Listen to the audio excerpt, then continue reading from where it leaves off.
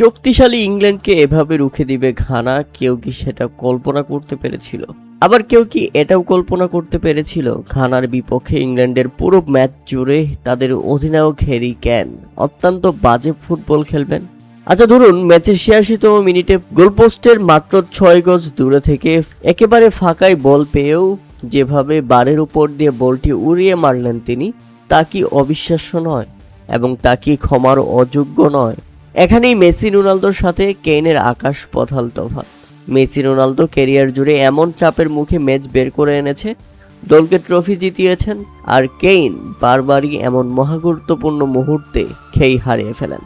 তিনি বড়জোর একজন ভালো খেলোয়াড় কিংবা গোল স্কোরার, কিন্তু মেসি রোনালদোর মতো ম্যাচ উইনার কিংবা সর্বকালের সেরা কখনোই হতে পারছেন না বা পারবেন না।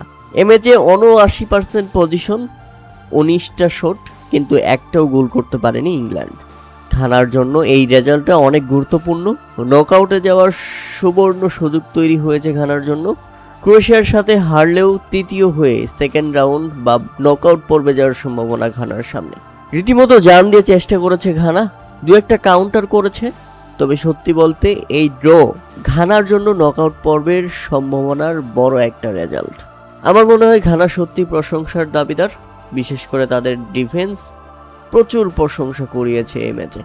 এর আগের ম্যাচে ক্রোয়েশিয়ার সাথে দারুণ জয় তুলে নিয়েছিল ইংল্যান্ড, তবে ঘানার সাথে ড্র করাটা সেটাকে বলে সেটব্যাক বা লজ্জাজনক। প্রিয় দর্শক, ঘানার খেলা যারা দেখেছেন কেমন লেগেছে আপনাদের কাছে তা অবশ্যই আমাদের কমেন্ট করে জানাবেন। এই ম্যাচে ইংল্যান্ড হেরে গেলেও আশ্চর্য হওয়ার কিছু ছিল না, কারণ দারুণ খেলেছে ঘানা, দারুণ লড়াই দেখিয়েছে ইংল্যান্ডের মতো শক্তিশালী দলের বিপক্ষে।